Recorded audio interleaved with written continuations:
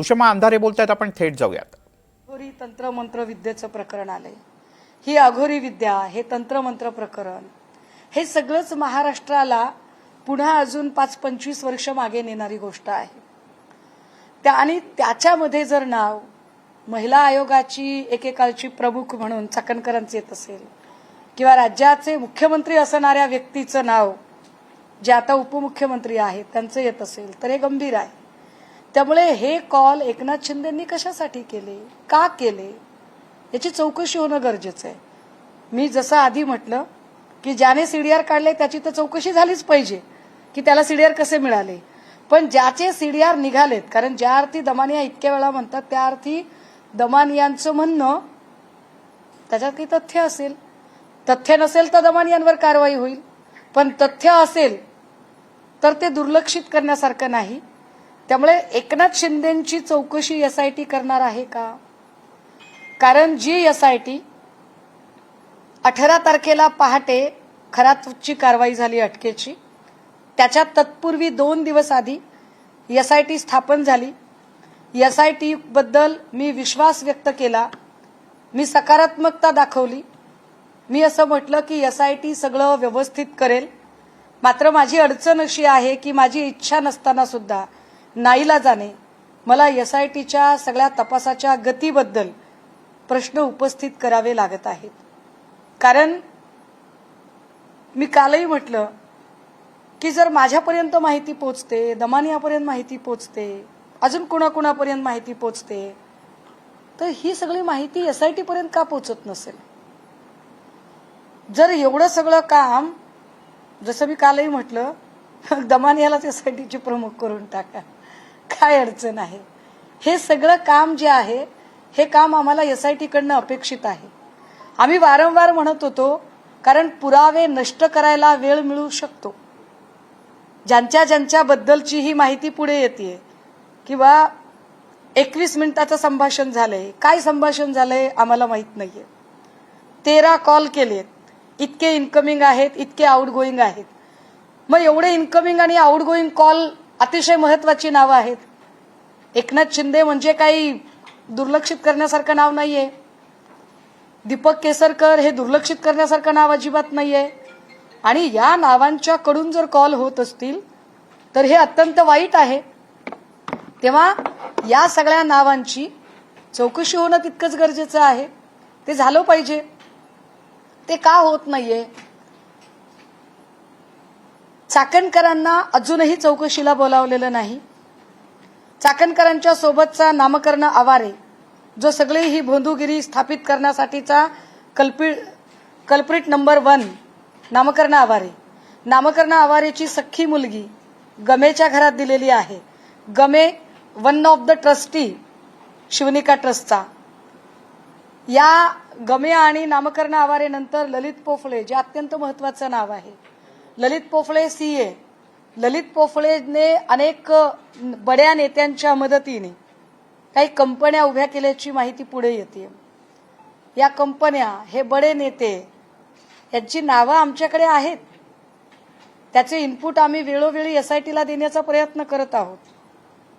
मी 2 वेळा पुनरुच्चार केलाय, आज पुन्हा सांगतेय. नाशिकच्या काही वरिष्ठ स्तरावरच्या पोलीस अधिकाऱ्यांचा सुद्धा यातला समावेश, त्या पोलीस अधिकाऱ्यांचे इनपुट आम्ही एसआयटीला दिलेले आहेत. मात्र त्याही दृष्टीने कुठलीही सकारात्मक पावलं पडलेली नाहीत, हेही तितकंच खरं. अजून एक महत्वाची गोष्ट, अशोक खरातची पत्नी कल्पना खरात, मुलगी सृष्टी खरात, मुलगा काहीतरी गायब झाला वगैरे अशी काहीतरी बातमी येते की त्याची चौकशी केली गेली होती आणि चौकशीच्या नंतर तो काहीतरी गायब झाला वगैरे. पण जर असं होत असेल तर हे वाईट आहे. या लोकांनी जर उद्या पुरावे नष्ट केले तर याला जबाबदार कोण?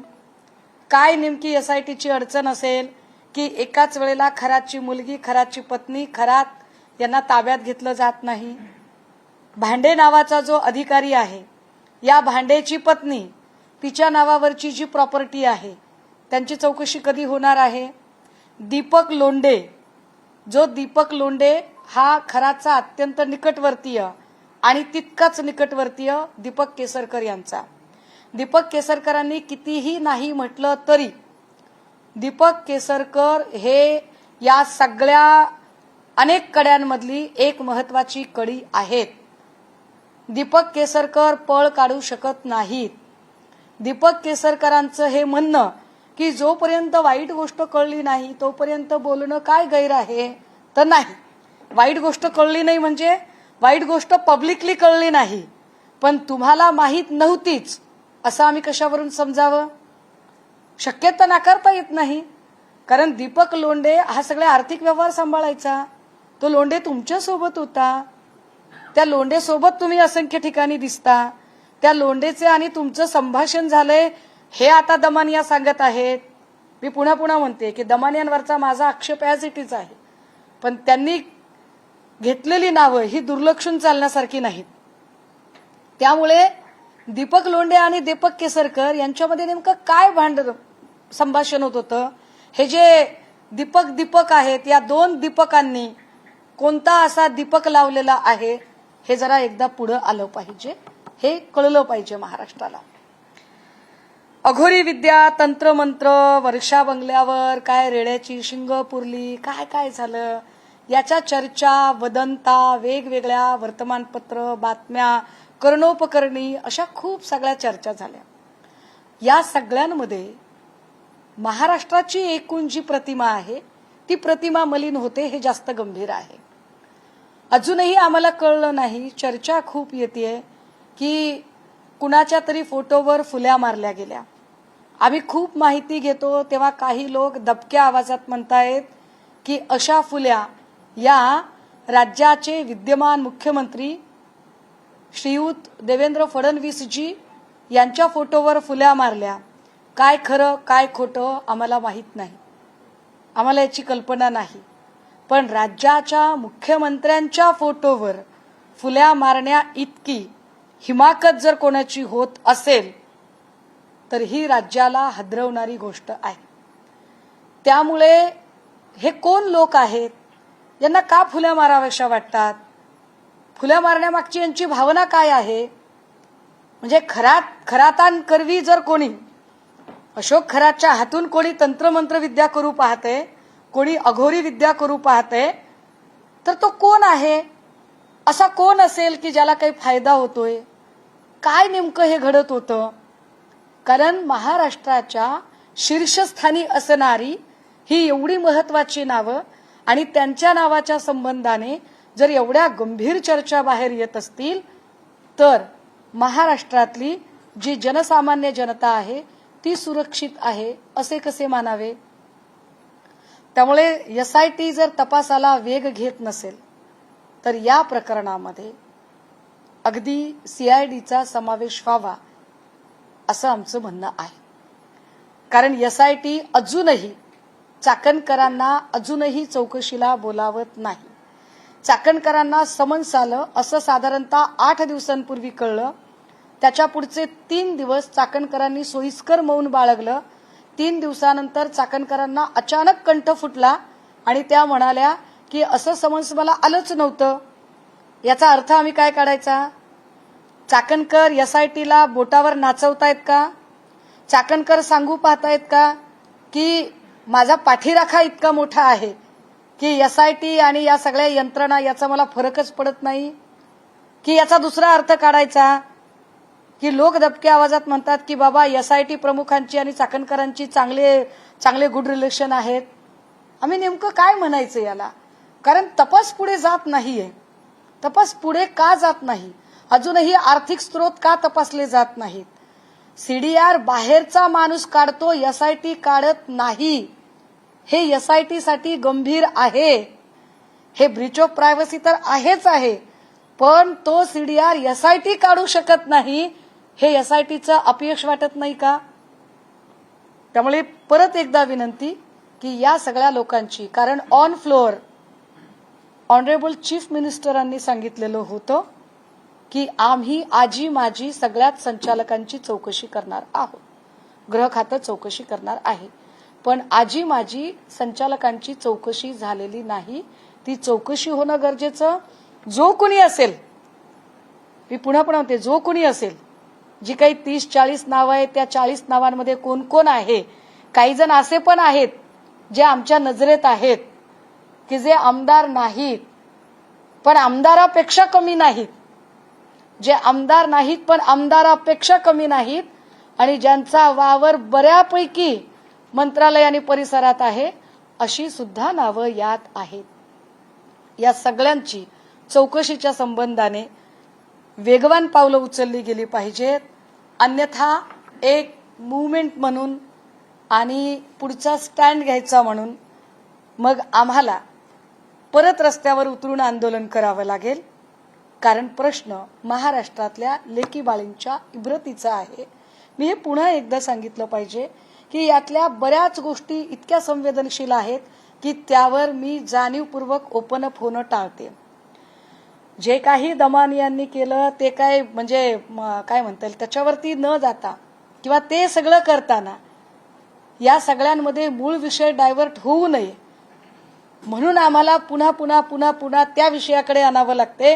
कारण 2 दिवस जाणीवपूर्वक विषय भरकटवायचा आणि खरात आणि केसरकर आणि एकनाथ शिंदे आणि यांचं कॉल, याचं काय नेमकं झालं, ते कॉल कशासाठी, या विषयावरच यायचं नाही, हे योग्य होणार नाही.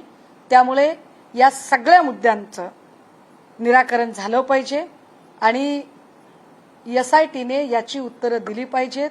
मी आठवण करून दिली पाहिजे की फलटण प्रकरणामध्ये अशाच पद्धतीने तेव्हा आम्ही आक्षेप नोंदवला होता जेव्हा चाकणकरने तुषार दोषींच्यासह पत्रकार परिषद घेतली होती. खरं तर जी माहिती अत्यंत अधिकृत, ज्याला हॉर्सेस माउथ म्हणतात, ती अधिकृतपणे त्या संबंधित अधिकाऱ्यांकडून लोकांपर्यंत पोहोचणं अपेक्षित आहे, ती अशा पद्धतीने जाणं हे घातक आहे. शासन प्रशासन म्हणून घातक आहे, पण त्याही पेक्षा घातक हे आहे की ज्यांच्या संबंधाने माहिती आहे त्यांची चकार शब्दाने चौकशी होत नाही, त्यांच्यावर चकार शब्दाने बोललं जात नाही, त्याची वाच्यता होत नाही, किंवा दीपक केसरकर आणि एकनाथ शिंदे यांनी खरंच फोन केलेत का नाही केलेत तर का केलेत यावरती काहीच बोललं जात नाही. हे जास्त गंभीर आहे. त्यामुळे SITला विनंती असेल की आपण SIT म्हणून काम करत आहात, विशेष तपास पथक म्हणून काम करत आहात, तर आपल्या निदर्शनास आलेली व्यक्ती, whether is minister, chief minister, cabinet minister, MLA, MP, businessman, industrialist, billionaire, millionaire, whatever, पण त्यांची चौकशी तुमच्याकडून अत्यंत पारदर्शकपणे आणि निरपेक्षपणे होणं अपेक्षित आहे. ती झालीच पाहिजे. उपमुख्यमंत्री एकनाथ शिंदे या प्रकरणात चौकशी झाली पाहिजे असं म्हणताय तुम्ही. अगदी.